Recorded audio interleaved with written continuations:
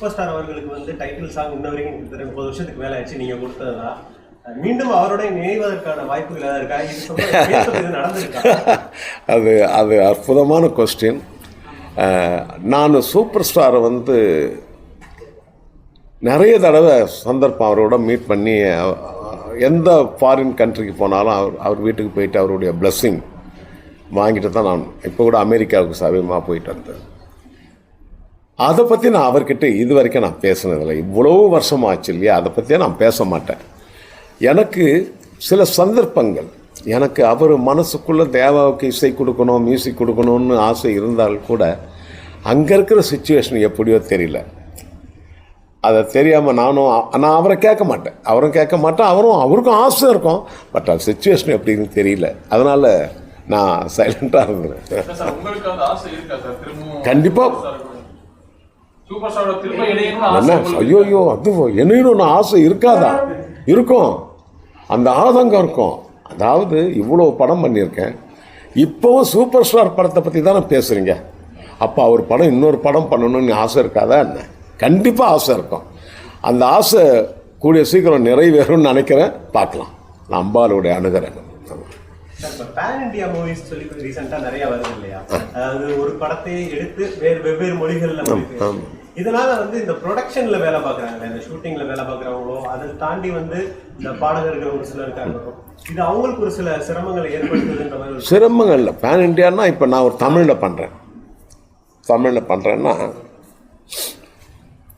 தெலுங்கில் பண்ணும்போது தெலுங்கு சிங்கர் வந்து தெலுங்கில் பாடி அது அவங்களுக்கு வருமானம் வருதே. எல்லாருக்கும் ஒரே மொழியில் பண்ணுறதை விட பேன் இண்டியான்னா யாருமே ஃப்ரீயாக பாடுறதில்ல, ஃப்ரீயாக மியூசிக் நாங்களும் பண்ணுறதில்ல. எல்லா மொழிக்கும் நாங்கள் எல்லா கலைஞர்களுக்கும் வேலை இருக்கு. அந்த ஷூட்டிங் மட்டும்தான் வேலையே இல்லை தவிர மற்ற டெக்னீஷியன்களுக்கெல்லாம் வேலை இருக்கு. முன்னாடி வந்து அந்த இசையமைப்பாளர்கள் வந்து என்கிட்ட கேட்பாங்க, ப்ரொடியூசர் வந்து இந்த மாதிரி போட்டு கொடுங்க, அந்த மாதிரி போட்டு கொடுங்க, நீங்கள் போட்டு கொடுத்துன்னு சொன்னீங்க. அதில் பழைய இப்போ வந்து நிறைய பேர் அது பழையதாக இதுலேருந்து எடுத்து போட்டுருக்கு, அதுலேருந்து ஒரு சர்ச்சையெல்லாம் வந்தது. நீங்கள் அதுக்கு விலை கொடுத்துருங்க, என்கிட்ட என்ன மாதிரி கேட்குறாங்களோ நான் அதை தான் பண்ணி கொடுக்குறேன். ஆனால் இப்போ டிஜிட்டலில் வந்து அதுக்கு வாய்ப்பு இல்லை. ஆனால் இன்னமும் அது நடந்துகிட்டு இருக்கா சார்? ஏன்னா வெளிநாட்டுகளில் இருக்க இசையை வந்து இங்கே போடுறாங்க. இல்லை இப்போல்லாம் நடக்கலை. ஏன்னா நான் காமெடியாக ஒரு விஷயம் சொல்கிறேன். என்ன கூட கேட்பாங்க, என்ன சார் நிறைய பாட்டு இப்படியெல்லாம் வந்திருக்கேன் அப்படின்னாங்க. நான் என்னை பொறுத்த வரைக்கும் சொல்கிறேன், இது மாதிரி யூடியூப்பு அதெல்லாம் பிற்காலத்தில் வரும்னு எங்களுக்கு தெரியாது. கொண்டு வருவாங்க, டைரக்டர் கொண்டு வருவார், தயாரிப்பாளர் கொண்டு வருவாங்க, ஒரு சிடி கொண்டு வருவாங்க. சார் இந்த மியூசிக் நல்லா இருக்குது, இந்த பாட்டு நல்லா இருக்குது, கொஞ்சம் போடுறீங்களான்னா நாங்கள் செய்வோம். ஏன்னா அந்த நேரத்தில் நான் வந்து இதெல்லாம் நான் பண்ண மாட்டேன் போங்கப்பா அப்படின்னு சொல்ல முடியாது. நான் ஒரு நல்ல பேரோடு இருக்கிறேன், யாரையும் வருத்துக்க மாட்டேன். நான் பண்ணுறேன் சார், நீங்கள் என்ன கேட்குறீங்களோ நான் பண்ணித்தரேன் அப்படின்னும்போது எனக்கு தெரியாது பின்னாடி ஒரு இதெல்லாம் வரும், யூடியூப் வரும், அதில் பார்த்தா இந்த மியூசிக் அங்கே வரும், அதெல்லாம் எங்களுக்கு தெரியாது. அவங்க கேட்டதை பண்ணி கொடுத்துருவோம். ஒரே ஒரு உதாரணம் சொல்கிறேன். ஒரு படம் கந்த சஷ்டி கவசம் பாட்டு பண்ணியிருந்தேன் சூரியன் ஒரு படத்தில். அது எப்படின்னா காக்க காக்க கனகள் கேட்க பாட்டு 18 வயசுன்னு ஒரு சாங் வரும். அது எப்படின்னா எனக்கு கதை விளக்கம் சொல்லுவாங்க இல்லையா, இந்த பாட்டு எந்த இடத்துல வருதுன்னு சொல்லுவாங்க இல்லையா டைரக்டர். அப்போ சொல்லும் பொழுது சார் இது மாதிரி சரத்குமார் வந்து ஒரு கிரிமினலை பிடிக்கிறதுக்காக மொட்டையெல்லாம் அடிச்சுக்கிட்டு ஒரு வில்லேஜ் அந்த பக்கம் காட்டுக்குள்ளே போகிறாரு. காட்டுக்குள்ளே போகும்போது அங்கே யார் வில்லனோ அவங்க பொண்ணையே இவர் லவ் பண்ணுறார். ரோஜாவை லவ் பண்ணார். அவங்க அப்பா ஒத்துக்க மாட்டார், பொண்ணோட அப்பா ஒத்துக்க மாட்டார். மனோரமா நடத்தி வைப்பாங்க அந்த கல்யாணத்தை. ஒரு குடிசையில் இருக்கிற மனோரமா ஆட்சி வந்து நடத்தி வைப்பாங்க கல்யாணத்தை. சரத்குமாருக்கும் ரோஜாவுக்கும் கல்யாணம் நடக்கும். அந்த குடிசை திண்ணையில் சரத்குமார் உட்காந்துக்கிட்டு கல்யாணம் முடிஞ்ச பிறகு முதல் ராத்திரி அன்று இவர் ஒரு டிரான்சிஸ்டரில் பாட்டு கேட்டுட்ருப்பார். அவங்க சொன்ன கதையை சொல்கிறவங்கக்கிட்ட எல்லாம் இருந்தாங்க. பவித்ரன், சங்கர் எல்லாம் அசிஸ்டன்ட் டைரக்டர் இருந்தாங்க. காக்க காக்க கனகவில் காக்க நோக்கன்னு ஒரு கந்த சஷ்டி கவசம் கேட்டுட்ருக்கார். யார்? சரத்குமார் கேட்டுட்டு. அப்போது ரோஜா அந்த உள்ளே இருந்து எட்டி பார்த்து, என்ன இந்த நேரத்தில் போயிட்டு கந்த சஷ்டி கவசம் பாடிக்கிட்டு இருக்கேன், வாயா நான் உள்ளே பாடுறேன் பாரியா கந்த சஷ்டி கவசம்னு உள்ளே பிடிச்சி இழுத்த உடனே அந்த 2 லைனை நான் பாட்டை வைக்கணும். கந்த சஷ்டி பாடுறேன் வான்னு 18 அந்த 2 லைனு அப்புறம் ரன்னு மியூசிக் மாறிடான். படம் நாம் பார்க்கும்போது இந்த டைலாக்கு கந்த சஷ்டி எதுவுமே இல்லை. எடுத்த உடனே பாட்டு நெட்டு தேவா கந்த சஷ்டி காப்பி அடிச்சிட்டாங்க. நான் ஏன் சார் இந்த கதையெல்லாம் சொன்னீங்களே, ஏன் படத்தில் காணோன்னு? இல்லை, நிறைய ஃபுட்டேஜ் அதிகமாகிடுச்சு, அதனால் அதெல்லாம் கட் பண்ணிட்டோன்றாங்க. இப்போ நீங்கள் என்ன மாட்டி விட்டுட்டு நீங்கள்லாம் தப்பிச்சுட்டீங்களா? அது போல் நிறைய நடக்கும். ஒரு தெலுங்கு பாட்டு வரும், இந்த சில பேர் பொய் சொல்லுவாங்க, இந்த பாட்டு வந்து ஒரு படத்தில் வச்சுருந்தாங்க சார், அந்த படத்தில் இந்த பாட்டே இடம்பெறாத போயிடுச்சு, ஏன் வேஸ்ட்டாக போனோம், இது நம்ம போட்டுடலாமேன்னு சொல்லி அப்படி மாறின பாட்டுங்களும் இருக்குது. யாருமே இவ்வளோ பாட்டு பண்ணுறவங்க ஒரு பாட்டை காப்பி அடிக்கணும்னு எண்ணம் வராது. ஃபஸ்ட்டு நாங்களே பண்ணுறோமே சார், அது அப்படி அது மாதிரி சார். இப்போ தேனிசை தென்றல் தேவா உங்களுடைய பாட்டுக்கள், இளையராஜா உங்க பாட்டுகள் மாதிரி இப்போ வர இசையமைப்பாளர் பாட்டுகள் இல்லைன்னு சொல்லி பொதுமக்களுக்கு ஒரு குற்றச்சாட்டு வருகிறது. இதை நீங்க எப்படி பாக்குறீங்க? புரியலையே. அதாவது காலம் கடந்து உங்களுடைய பாடல்கள் இன்னும் வந்து நிக்குதா? ராஜா சார் இப்போ வர 2 பேர் பாட்டும் காலம் கடந்து நிக்குது. ஆனா இப்ப இருக்க ஒரு பாட்டு வந்து கொஞ்ச நாள்ல மறைஞ்சிருது. அது எப்படி குறிப்பா வந்து இசையோட ஆதிக்கம் வந்து அதிகமா இருக்கு, அந்த பாடல்களோட அது வந்து புரிய மாட்டேங்கிற மாதிரி. அதுக்கு நான் வந்து என்ன ஒரே ஒரு அப்பெல்லாம் சொல்வேன்னா, இது பேர் வந்து ஜெனரேஷன் கேப்புன்றேன்.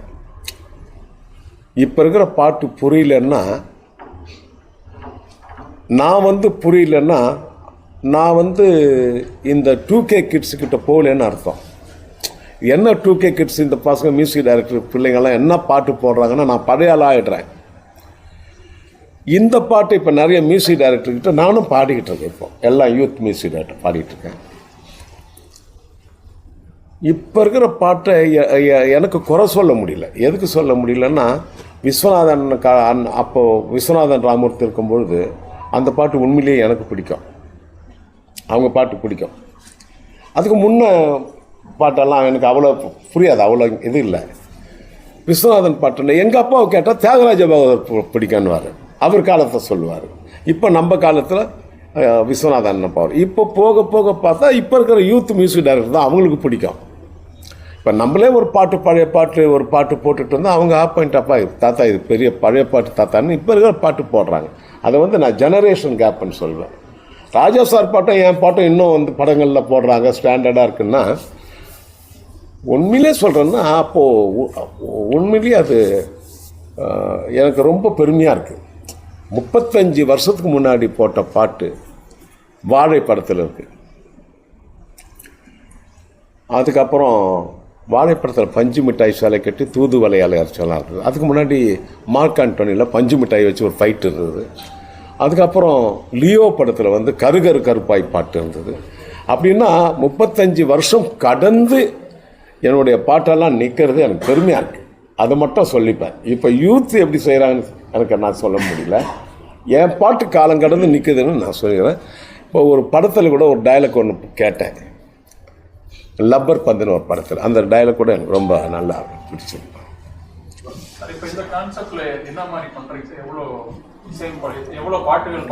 நாங்கள் இல்லை எங்களுக்கு வந்து ஒரு 7 ஹவர் 8 ஹவர் 10 ஹவர் பண்ணலான்ற மாதிரி பாட்டுகள் இருக்குது என்கிட்ட இருக்கு.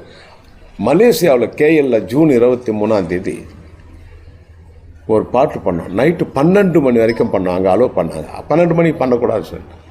அப்போது எங்களுக்கு வந்து ஒரு 55-60 பாட்டு எங்களுக்கு ஃபுல் சாங் ஃபுல்லாக பண்ணிட்டோம்.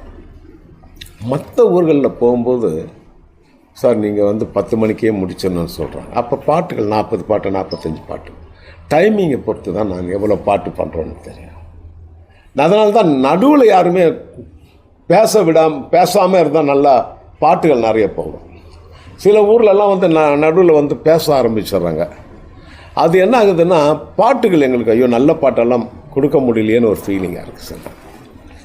சார், தற்போது உங்களை மனம் கவர்ந்த இளம் இசையமைப்பாளர்கள் யாரும் இருக்காங்களா? ஏன்னா பல்வேறு இளம் இசையமைப்பாளர்கள் நிறைய பல இசையமைப்பாளர்கள் இருக்காங்க. எனக்கு அனிருத் ரொம்ப பிடிக்கும். அவர் நல்லா இப்போது லேட்டஸ்ட்டாக ஸ்பீடாக வந்துட்டுருக்காரு, ஸ்டாண்டர்டாக இருக்குது. சார் இந்த இளம் இசையமைப்பாளர்ல நீங்க ஏதோ வலியுறுத்துற மாதிரி இருக்கீங்களா? அதாவது வந்து இந்த பழைய பாடல்கள் போன்று வந்து இப்ப இசைகள் இல்லை அது நம்ம நீங்கள் சொல்கிறீங்க. ஆனால் நான் இப்போ நிறைய பாட்டு பாடிட்டு இருக்கேன் இப்போது.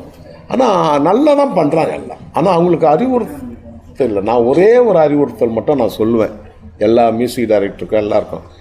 நீங்கள் எல்லாம் வந்து நல்லா பாட்டு செய்யுங்க, அது வேறு விஷயம். ஆனால் பணத்தை விரயம் பண்ணாமல் சேர்த்து வைங்க. ஃப்யூச்சருக்கு பிள்ளைகளுக்கு பேர பசங்களுக்கெல்லாம் நீங்கள் அதை ரொம்ப விரயம் பண்ணாமல் எல்லாம் அதை வந்து ஒரு நல்லா அதை சேர்த்து வச்சு ஒரு ப்ராப்பர்ட்டி வாங்கி பண்ணுங்க. அதுதான் நான் சொல்ல முடியும் என்னுடைய இதிலேருந்து பார்த்தா. இப்போ வர இசையமைப்பாளர் ஃபுல்லாமே வந்து படத்தில் நடிக்கிறாங்க. என்ன சொல்றதுன்னா, ஒரு இசையமைக்க முடியாமல் நடிக்கிறாங்கல்ல, அந்த இசையமைப்பாளர் என்ன பண்ணுறாங்கன்னா டேரக்டர் போய் இந்த படத்துக்கு நான் நடிக்கிறேன், நானே இசையமைக்கிறேன் அப்படின்னு சொல்லி ஒரு கோரிக்கையும் வச்சு அந்த டேரக்டருக்கு டிமாண்ட் பண்ணுறாங்க. அதை நீங்கள் எப்படி பார்க்குறீங்க? அது அவர் டிமாண்டு, அவர் வைக்கிற டிமாண்ட். அதுக்கு யாருக்கு மனசு இருக்கோ அவங்க பண்ணட்டுமே.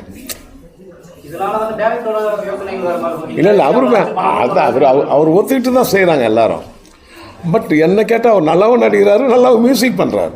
இல்லைன்னா சினிமாவில் ஒரே ஒரு விஷயம், யாரும் பரிதாபப்பட்டாலாம் சான்ஸ் கொடுக்க மாட்டாங்க. இது உண்மை. பரிதாபப்பட்டு சான்ஸ் கொடுக்க மாட்டாங்க. நமக்கு வந்து மார்க்கெட்டில் பேர் இருந்தால் இவரை வச்சா பாட்டு ஜனங்கள் நிறைய ரெக்கார்டு வாங்குறாங்க, நல்ல ஃபேமஸ், நம்மளுக்கு காசு கிடைக்குதுன்னு யார் நினைக்கிறாங்களோ அவங்களுக்கு தான் அந்த வாய்ப்பு போகும். ஐயோ தேவா சார் ரொம்ப நல்ல மனுஷங்க, அவருக்கு ஒரு அது எப்போன்னா நல்ல பண்போடு இருக்காங்கல்ல மியூசிக் டைரக்டர்ஸு, அவங்களுக்கு ஒரு ரீஎன்ட்ரி கிடைக்கும். அதாவது நான் ரொம்ப திமிரு பிடிச்சி வாழ்க்கையில் சினிமா உலகத்தில் இருந்திருந்தேன்னா தேவாவுக்கு ஒரு படம் கொடுக்கலாமே, ஐயோ அவர் ரொம்ப நீங்கள் வேறு ஏன் சார் அப்படின்னு என்ன சொல்லுவாங்க. இப்போ நான் நல்ல பேரோடு இருந்துட்டேன்னா கொடுக்கலாம் சார், தேவா சார் நல்ல மனுஷன் சார், அவருக்கு ஒரு படம் கொடுங்க.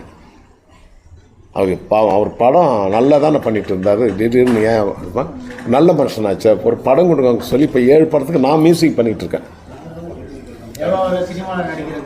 இல்லை நடிக்க வாய்ப்பு வந்தது, நான் பண்ணலை. ஒரு மூக்குத்தி அம்மன் கிடச்சிது, அப்புறம் எல்கேஜின்னு ஒரு படம் வந்தது, அதுக்கப்புறம் ராயன் ஒரு படம் வந்தது, நிறைய படங்கள் வந்தது. பட் நான் மியூசிக்கு இந்த லைவ் இன் கான்சர்ட்டில் பிஸியாக இருக்கிறதுனால அது வேண்டான்னு சொல்லிட்டு வருது. ஆனால் நடிக்கிறதுக்கு வாய்ப்புகள் வந்தது. பட்டு இந்த வேறு நம்மளுக்கு டைட்டாக இருக்குது ஒர்க்கு, எல்லாம் நாடுகளுக்கு போக வேண்டியதாக இருக்குது. அதனால் நான் அதெல்லாம் நன்றி. தேங்க்யூ.